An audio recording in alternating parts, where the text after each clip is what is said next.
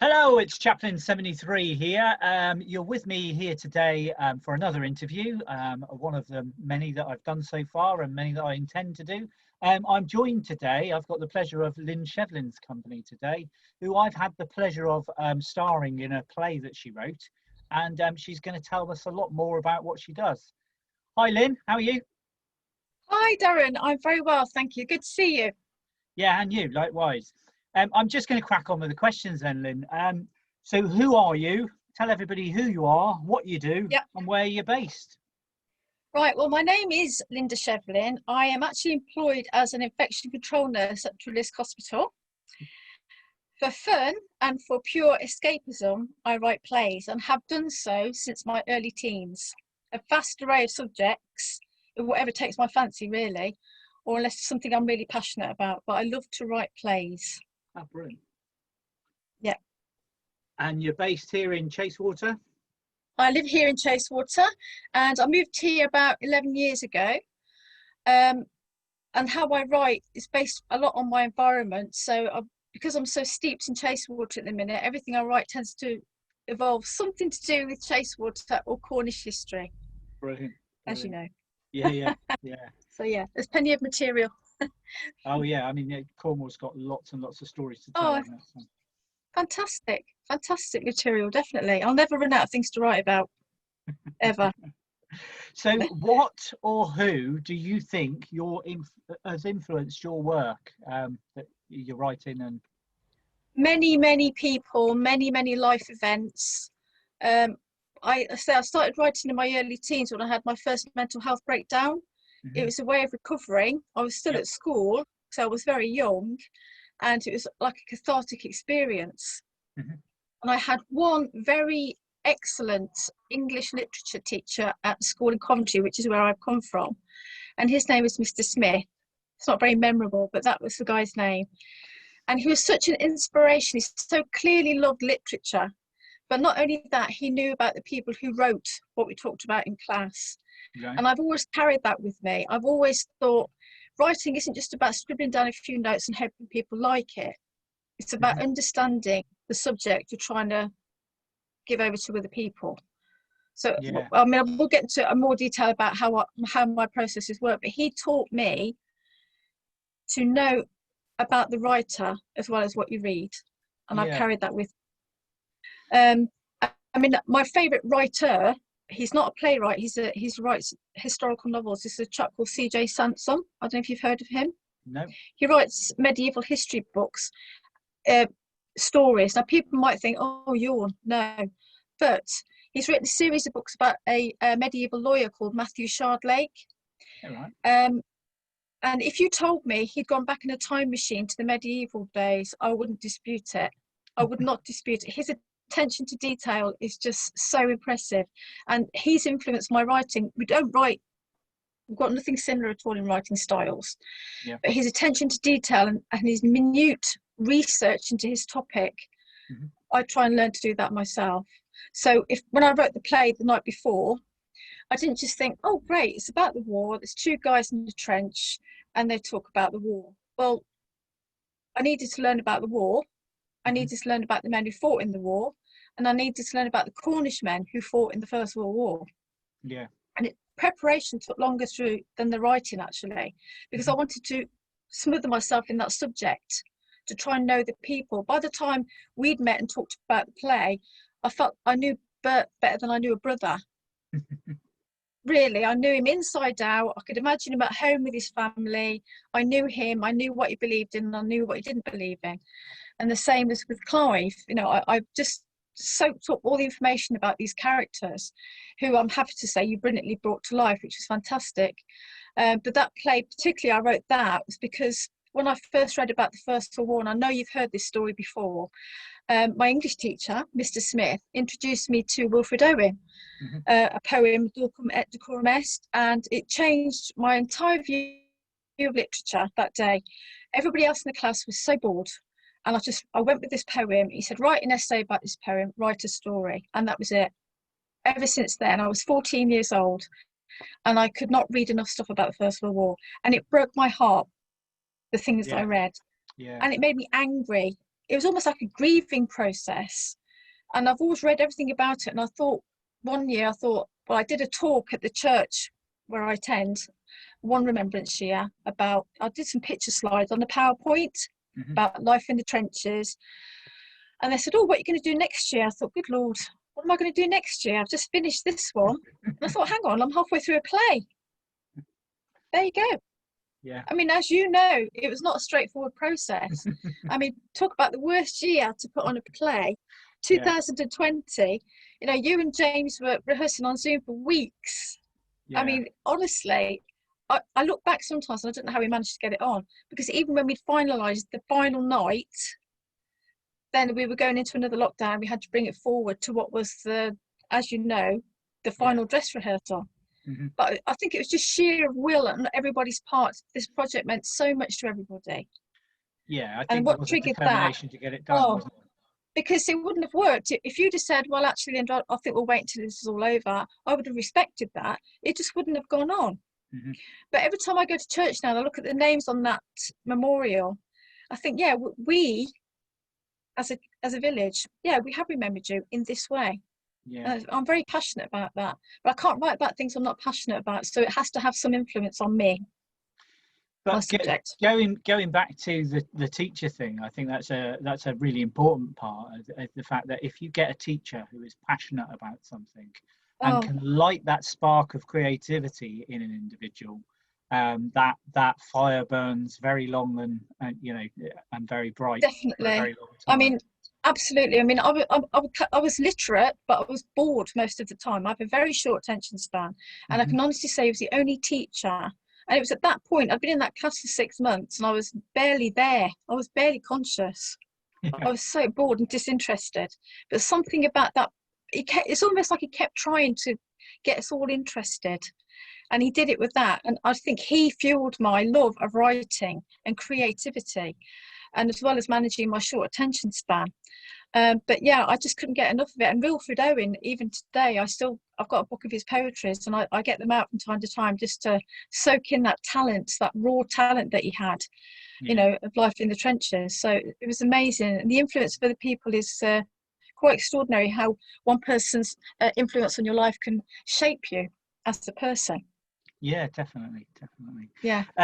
So what advice would you give to somebody who wants to write? You know, I think my advice would be true to yourself and please yourself. I think the danger with a lot of writers is they write a draft of something and they think, right, is this any good? I'm going to ask somebody to read it and tell me if it's any good. And the problem with that is you give them your draft, but their perception of what you're trying to write is not going to be the same as yours. So they might lead you in a different direction where you never intended to go. I never show anybody a play I've written. When it's written, it's finished, and I say, here is the play. Because at the end of the day, the actors in the play and the people seeing with the play will be the judge. I'm not going to ask my best friend to read it. One, she probably wouldn't be that interested anyway. And what I don't want is, oh, that's so good. Oh my gosh, that's so interesting, when it might not be.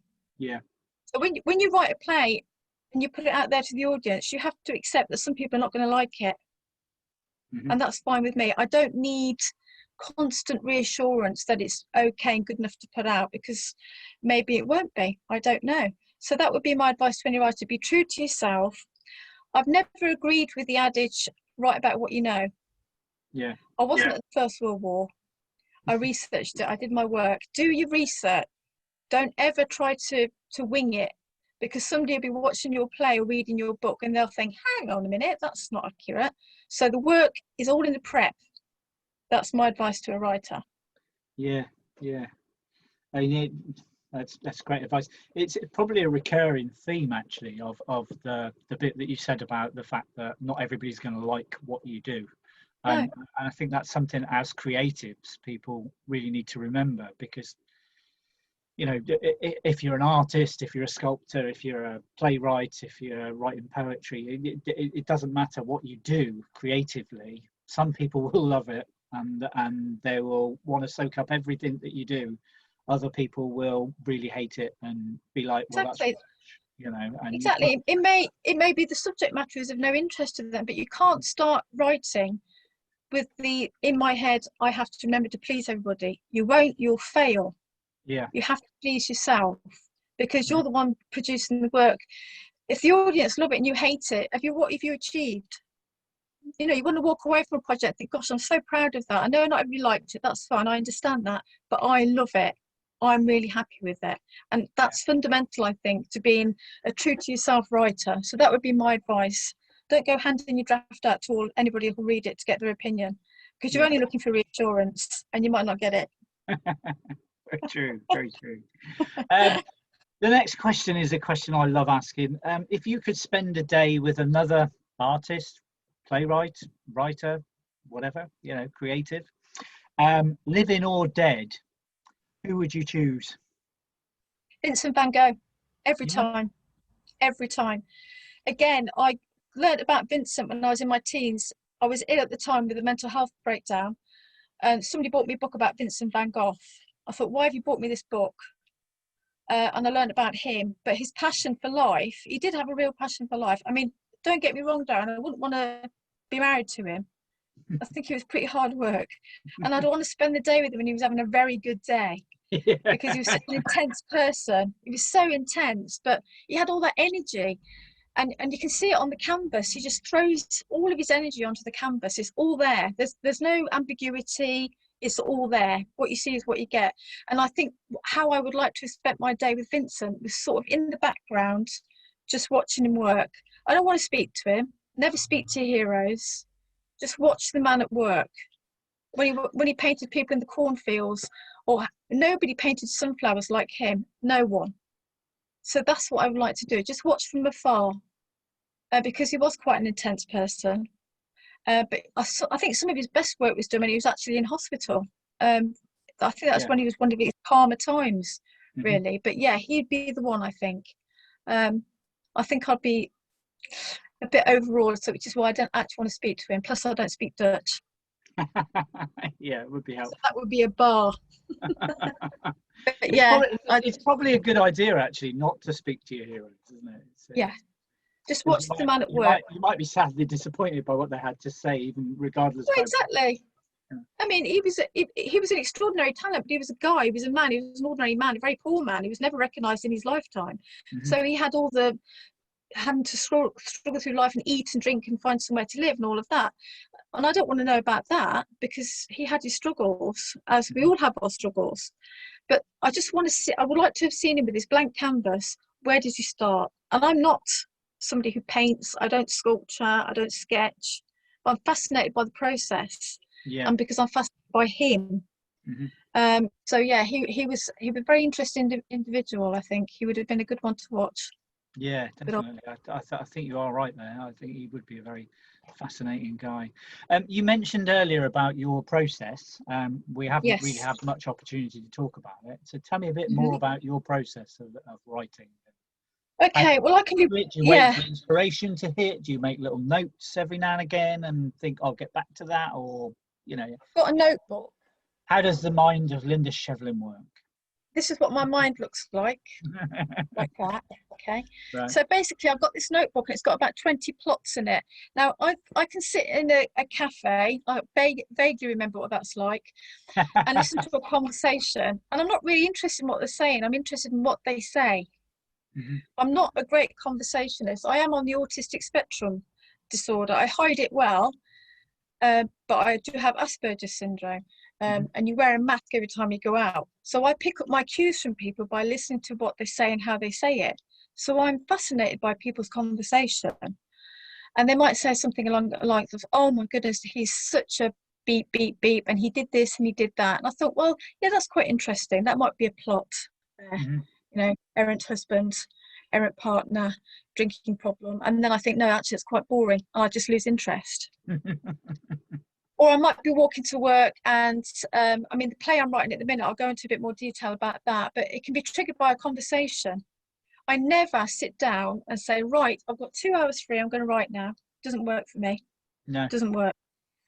Last week, I was walking back from work, and play I'm working on now, I had this idea for 2 of the middle scenes, and I ran home so I could write it down, Hmm. because I might not have been in the mood to write the next day. So when I decide what I'm going to write about, a subject, it has a beginning, and I know how it's going to start, and I know how it's going to end. Yeah. That's my folder, if you like, and the rest of it is part of the process where I do my research. Hmm. So that's my process. I don't have fixed writing times. I write when I want to. Yeah. And when I'm in a bad mood, I write this play I'm writing at the moment. I'll explain why in a minute. And when I'm in a very light, frothy mood, I write my comedy, Hmm. which will probably be more like a Greek tragedy once I've explained what it's about. But I'm very much driven by what mood I'm in. I can be quite manic, so I can sit and write for 6 hours and forget to eat. Or other times I think I can't even bother to pick up a pen. Yeah. Yeah. So my processes are, it can be anything. A conversation can trigger my interest in a particular subject. So my writing process, if I try to explain it to somebody by writing it down, this is what I do in my writing process, it would look like that. Yeah. It has no structure to it, and I'm somebody who needs a lot of structure in my life. Hmm. That's my creative process. Yeah. I mean, And then I've read books that have been written by people who write, and they write about their process, and I've heard other people say, you know, that they specifically sit down at a certain time every day and they have to write at least 100 words, and once they get to 100 words they generally go to 1,000 words or whatever, you know, but they are very, very particular in they must write every day, and a lot of authors do that kind of, we must write every day. But other authors like yourself, you know, they wait until they're ready mentally, yeah, and then they have to write, they've got a compulsion to write at that time, you know. And like you exactly. Well, I think say, the advantage I have is I don't earn my living by writing, so I uh-huh. can write when I want. I'm Yeah. not in. I haven't got an agent ringing me up saying, "Come on, where's the first draft?" I haven't got that pressure Hmm. because I do it because I love doing it. I'm not relying on it for a living. So if I don't write for 3 weeks because I haven't got an idea, then it doesn't matter. But then if I write for the next 3 weeks and do nothing else apart from go to work, that's all right as well, Yeah. because I'm enjoying it when I'm doing it. It Hmm. isn't escapism for me. It really Yeah. is. It Yeah. really is. My art is, to be fair, you know, when I Yeah. um, it's amazing how quickly time passes when you're doing something that you're in the moment, you know. Oh, I forget to eat. It's Yeah. a good job I'm married, really. It's a really good job I'm married. Who looks after me? So yeah, it's a great way to get rid of stress as well for me. Yeah. Even if I'm writing about a very emotive subject. I mean, the play I wrote the night before that you starred in, I cried through writing that play. Yeah. And I cried when you did it because you did it so well. Um, but it was still a form of escapism for me. And Hmm. I can't even imagine what it was like in a trench. How can I? It was all based on research and my perception of what I'd read. Yeah. But I mean, I will write more about the First World War, but that's not what my play is at the minute. Hmm. A bit So different. what's in store for the future then? Do you have anything that you're working on or planning Yes, that you could share with us today? certainly. I've got 3 projects on the go at the minute. One is the play that I hope to finish by the end of April, which is my new play starring Darren Chaplin. I haven't asked him yet. You'd love him. It's actually set in Chacewater in the late 1800s about a mining family. Um, there is a murder in there. That's all I'll say at this point, but it's obviously a drama, Yeah. and it's called In the Shadows. So that would be my next production for an audience, a big live audience. Also, my other project, when I'm feeling particularly frothy, is a comedy set in Rome where Caesar is based on our very own Prime Minister. Oh, right. Yes. So again, that could be completely tragic. It might be brilliant. I don't know. But it's a great one to work on when you're in a good mood to make it Yeah. funny. And I'm also working on a diary, which may turn out to be a set of monologues sometime in the future. And its title is Why I Don't Like Pancakes. All right. You think, Okay. where did you get that title from? But it does actually have a meaning. But you'd have to actually read the diary or come to my monologues to understand what I'm talking about. So yes, when I'm not at work, I've got those 3 projects which I'm absolutely loving. Good, good. So I'm watch the glad you're space. keeping creative and keeping busy. Absolutely. Oh yeah, definitely keeps me going. I love it. As do you. Yeah, yeah, definitely. Well, Yeah. it's been a pleasure talking to you, Lynn, and Thank you. I've thoroughly enjoyed it, and I've learnt a lot, and yeah, it's been good. Is there anything you wanted to add that you felt you hadn't said that you need to say, or? No, just if anybody's watching this and they think, well, I'd like to have a go, just do it. Yeah. It doesn't matter if nobody reads it, just do Hmm. it. Yeah. You got nothing to lose, nothing whatsoever. Well, reading, like you mentioned earlier, can be very therapeutic. Absolutely. They do recommend that people like journal on a daily basis and Yeah. get stuff out of their head and onto paper, and there is a sort of like therapeutic benefit. Oh, it's very cathartic, very cathartic. I mean, I've written stuff, thought, gosh, that's actually quite good. Go back a week later, I thought, good Lord. Oh, oh no, no, What was I no one thinking? will ever see that. No one will ever see that. So Burn it yeah, now. yeah, exactly. So yeah, just do it. You can't hurt anybody. Brilliant. Yeah, very true. Very true. And on that note, we will leave it there. Thank you very much for your time, and very much appreciated. Lovely to speak Absolute to you. pleasure. Too. If you enjoy what you've seen today and what you've heard today, then please hit the subscribe button below. Subscribe to my channel. I am hoping to interview many, many more creatives in the upcoming weeks. And so, yeah, subscribe now and hopefully join me along for the journey. Thank you very much for your time today, and all the best.